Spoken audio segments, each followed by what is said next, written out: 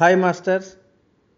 రోజుకు ఒక మంచి మాటలో ఈరోజు ఒక యోగి ఆత్మకథ 125వ రోజండి. వంశపారంపర్యంగా వచ్చే ప్రతి జన్మలోనూ మానవుడు భౌతిక పరిస్థితుల ద్వారాను వాటి మీద ఆధిపత్యం ద్వారాను పరమాత్మను అభివ్యక్తం చేయటానికి వీలైన అనంతమైన మార్గాల్ని ఇంకా సంపూర్ణంగా తెలుసుకోవటానికని ఈ భూమికి ఆకృష్టుడయ్యాడని హిందూ పవిత్ర గ్రంథాలు ఉద్బోధిస్తుంటాయి. ప్రాచ్య పాశ్చాత్యాలు రెండు మహాసత్యాన్ని వివిధ మార్గాలు తెలుసుకుంటున్నాయి. తాము కనిపెట్టిన వాటిని అవి ఒకదానితో ఒకటి సంతోషంగా పంచుకోవాలి. భగవంతుడికి భూమి మీద గల సంతానం దారిద్ర్యం, రోగం, ఆత్మజ్ఞాన రాహిత్యం లేని ప్రపంచ నాగరికతను సాధించటానికి ప్రయత్నిస్తూ ఉంటే సంతోషంగా ఉంటుందన్న విషయంలో సందేహానికి తావుండదు. మానవుడికి తన దివ్యశక్తుల విషయంలో ఏర్పడ్డ మరుపే ఇతర రకాల బాధలన్నింటికీ మూల కారణం.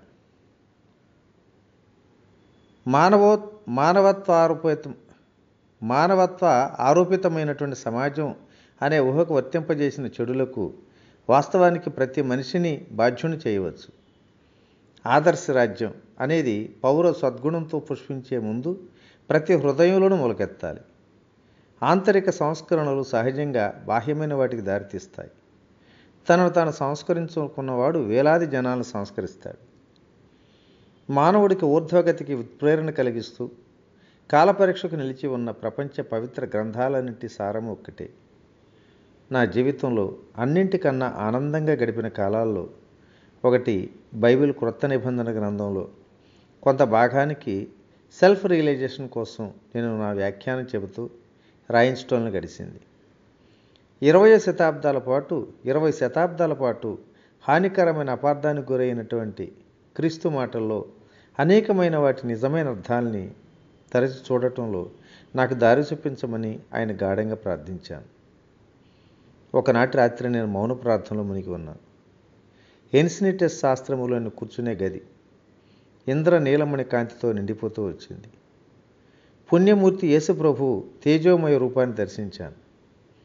ఆయన పలసని గడ్డంతో మీసకట్టుతో సుమారు 25 యువకుడిలా కనిపించాడు. మధ్యలో పాపిడి తీసివన్న నల్లటి పొడిగాటి జుట్టుకు వెనుక దగదగ మెరిసే బంగారు వన్నె తేజప్రభ ఏర్పడింది.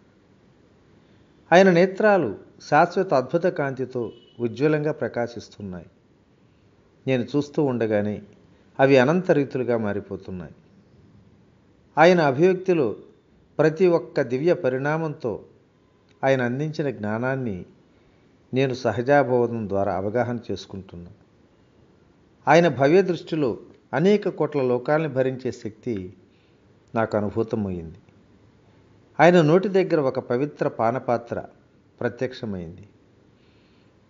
అది క్రిందికి దిగుతూ నా పెదవుల దగ్గరికి వచ్చి మళ్ళీ తిరిగి యేసుక్రీస్తు దగ్గరికి వెళ్ళిపోయింది. కొన్ని క్షణాల తరువాత ఆయన మధురమైన వాక్కులు పలికారని నా గుండెలోనే పదిలపరుచుకోవాల్సినంత వ్యక్తిగతమైనవి. 1950లోనూ 51లోనూ నేను కాలిఫోర్నియాలో మొజావే ఎడారి దగ్గర ఉన్న ఒక ప్రశాంతమైన ఆశ్రమంలో చాలా కాలం గడిపాను. అక్కడే నేను భగవద్గీత అనువాదం చేసి యోగంలో వివిధ మార్గాలను చూపించే వివరమైన వ్యాఖ్యానం కూడా ఒకటి రాశాను. భారతదేశపు పవిత్ర గ్రంథాల్లో కల్లా సర్వోత్కృష్టమైన ఈ మహాగ్రంథం ఒక యోగ ప్రక్రియను, అంటే భగవద్గీతలో చెప్పిన ఒకే ఒకటి, దాన్నే బాబాజీ సులువుగా క్రియాయోగం అన్నారు. కంఠోక్తిగా 2 సార్లు ప్రస్తావిస్తూ ఆచరణ సాధ్యము, నీతిపరమైన ఉద్బోధన ప్రసాదించింది. మన స్వప్నంలోక మహాసాగరంలో ఊపిరి అనేది మానవ రూపాలు, తదితర భౌతిక వస్తురూపాలు అనే వైయక్తిక తరంగాల చైతన్యాన్ని ఉత్పాదించే ఒక విశిష్ట మాయామేయ ఝుంఝుం. మానవుణ్ణి తన ప్రత్యేక అస్తిత్వం అనే బాధాకరమైన స్వప్నంలో నుంచి మేలుకొల్పాలంటే కేవలం తాత్విక నైతిక జ్ఞానం ఒకటి చాలదని తెలుసుకొని కృష్ణ భగవానుడు యోగి తన శరీరాన్ని స్వాధీనం చేసుకొని ఇచ్ఛానుసారంగా శుద్ధ శక్తిగా మార్చడానికి వీలైనటువంటి పవిత్ర శాస్త్రాన్ని ఉపదేశించాడు. ఈ అద్భుత యోగశక్తి సామర్థ్య నిరూపణావకాశం అణుయుగానికి మార్గదర్శకులైన ఆధునిక శాస్త్రవేత్తల సైద్ధాంతిక అవగాహనకు అతీతమైనదేమీ కాదు. అన్ని రకాల పదార్థము శక్తి మార్చడానికి వీలైందని రుజువైంది కూడా. అందరూ మానవులు యోగశాస్త్రాన్ని ఉపయోగించుకోవచ్చు కాబట్టి హిందూ పవిత్ర గ్రంథాలు యోగశాస్త్రాన్ని కీర్తించాయి. ఔపచారిక యోగ పద్ధతులు ఉపయోగించకపోయినప్పటికీ శ్వాస రహస్యం మహాభక్తులైన కొందరు హైందవేతర మార్మికుల విషయంలో జరిగినట్లు అప్పుడప్పుడు వెల్లడైన మాట వాస్తవమే. క్రైస్తవ, ముస్లిం మతాల వంటి ఇతర మతాల అనుయూలైన సాధువులు కొందరు ఊపిరి లేకుండా, కదలిక లేకుండా అంటే సమాధి స్థితిలో ఉండగా నిజంగా గమనించడం కూడా జరిగింది. ఆ స్థితి రానిదే ఏ ఒక్కడూ దైవ సాక్షాత్కార సాధనలో ప్రథమ దశలోకి ప్రవేశించలేడు. అయితే సాధువు అత్యున్నతమైన నిర్వికల్ప సమాధికి చేరిన తరువాత మాత్రం అతడికి తిరుగు లేకుండా ఈశ్వరుడిలో ప్రతిష్ఠుడై ఉంటాడు. అతడు ఊపిరి తీసుకోకపోయినా, తీసుకుంటున్నా, నిశ్చలంగా ఉన్నా, పనిచేస్తున్నా సరే. బ్రదర్ లారెన్స్ అనే 17వ శతాబ్ది క్రైస్తవ మార్మికుడు ఒక చెట్టును చూస్తుండటం వల్ల తనకు దైవ సాక్షాత్కారంలో తొలి అనుభూతి కలిగిందని చెప్పాడు. దాదాపు మనుషులందరూ చెట్టును చూసిన వాళ్ళే, కానీ చెట్టు ద్వారా చెట్టును సృష్టించిన వాడిని దర్శించిన వాళ్ళు చాలా అరుదు. చాలామంది నిర్విరోధమైన భక్తి శక్తుల్ని ఆవాహన చేయటంలో బొత్తిగా పనికిరాని వాళ్ళు. కానీ పాశ్చాత్య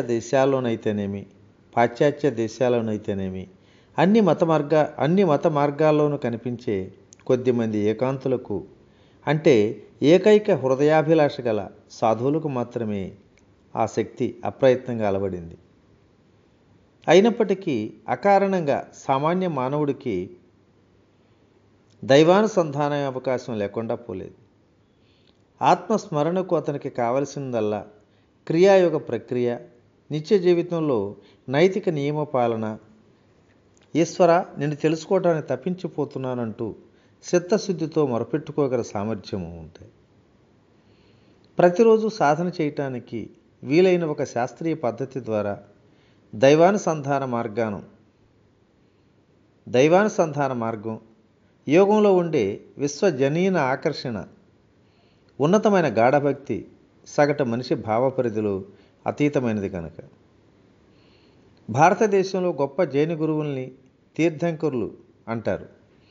అలా అనటానికి కారణం దిగ్భ్రమలో మునిగి ఉన్న మానవజాతి సంసార కర్మ చక్ర భ్రమణంలో జనన మరణాల పునరావృతి అనే తుఫాను సముద్రాల్ని దాటిపోవటానికి వీలైన దారిని వాళ్ళు చూపిస్తారు కనుక సంసారం కనీస నిరోధ మార్గాన్ని అనుసరించడానికి మనిషిని ప్రేరేపిస్తుంది. కాబట్టి ప్రపంచానికి స్నేహితుడైన వాడల్లా దేవుడికి శత్రువు. దేవుడికి స్నేహితుడు అవ్వాలంటూ మానవుడు ప్రాపంచిక మాయాజాలాల్లో తనలో ఎప్పుడూ దౌర్బల్యానికి దోహదం చేసే దుష్కర్మ ఫలాలను తప్పకుండా జయించాలి. కఠోర కర్మసూత్రాన్ని గురించిన జ్ఞానం దాని బంధాల నుంచి విడివడి చర్మ విముక్తికి మార్గం కనుక్కోవటానికి చిత్తశుద్ధితో అన్వేషించేవాడిని ప్రోత్సహిస్తుంది. మానవుల కర్మదాస్యం మాయ వల్ల అంధకారమయమైన మనస్సులోని కోరికల్లో పాదుకొని ఉంటుంది. కాబట్టి యోగి ప్రమేయం పెట్టుకునేది మనోనిగ్రహంతోనే. కర్మ సంబంధమైన అజ్ఞానం తాలూకు వివిధ కోశాలని విసర్జించిన తరువాత మానవుడు తన స్వస్వరూపును దర్శిస్తాడు. భూమి మీద మానవుడు మజిలీకి ఒకే ఒక ప్రయోజనం జీవన్మరణాల నిగూఢ రహస్యాన్ని ఛేదించటమే. ఈ నిగూఢ రహస్యం శ్వాసతో గట్టిగా ముడిపడి ఉంది. ఊపిరి లేకపోవటం అంటే చావు లేకపోవటం. ఈ సత్యాన్ని తెలుసుకొని భారతదేశపు సనాతన ఋషులు ఊపిరికి ఒకే ఒక కీలకాన్ని కనిపెట్టి ఊపిరి లేకుండా ఉండటానికి సంబంధించిన సునిశ్చిత సహేతుక శాస్త్రం ఒకటి రూపొందించారు. ప్రపంచానికి అందించటానికి భారతదేశం దగ్గర మరేదీ లేకపోయినా రాజోచితంగా అయ్యగల క్రియాయోగం ఒక్కటే చాలు. శరీరానికి ఆత్మకు మధ్య సూక్ష్మమైన లంకెగా పనిచేయటానికి దేవుడు ఊపిరిని కల్పించాడన్న సంగతి హిబ్రూ ప్రవక్తలకు బాగా తెలుసునన్న విషయాన్ని వెల్లడించే ఘట్టాలు కొన్ని బైబిల్లో ఉన్నాయి. జెనిసిస్లో ఇలా ఉంది: ప్రభువైన దేవుడు నేల మీద మట్టిలో నుంచి మనిషిని చేసి అతని ముక్కుల్లోకి ప్రాణవాయువు ఊదాడు. అప్పుడు మనిషి జీవించే ఆత్మ అయ్యాడు. మానవ శరీరం నేల మీద మట్టిలో కూడా కనిపించే ఒక రసాయనిక ఖనిజ పదార్థాలతో ఏర్పడింది. అజ్ఞాన మానవుల్లో ఊపిరి ద్వారా శరీరానికి ఆత్మ ప్రసరణ చేసే ప్రాణశక్తి ప్రవాహాలే కనుక లేకపోయినట్లయితే రక్త మాంసాలు గల మానవ దేహం తన కార్యకలాపాలను ఎప్పుడూ కొనసాగించగలిగి ఉండేది కాదు. శక్తిని, చలనాన్ని ప్రదర్శించగలిగి ఉండేది కూడా కాదు. మానవ శరీరంలో పంచప్రాణాలుగా అంటే సూక్ష్మ ప్రాణశక్తులుగా పనిచేసే ప్రాణశక్తి ప్రవాహాలు సర్వవ్యాప్తమైన ఆత్మ తాలూకు ఓంకార స్పందనకు అభివ్యక్తులై. ఓకే మాస్టర్స్, మరి ఈరోజు ఈ మంచి మాటను ఇంతటితో ముగించుకుందాం. మరుసటి రోజుని మరికొన్ని విశేషాలతో కలుసుకుందాం. ఓకే, ఇట్లు మీ రామిరెడ్డి మానసరావు. Thank you.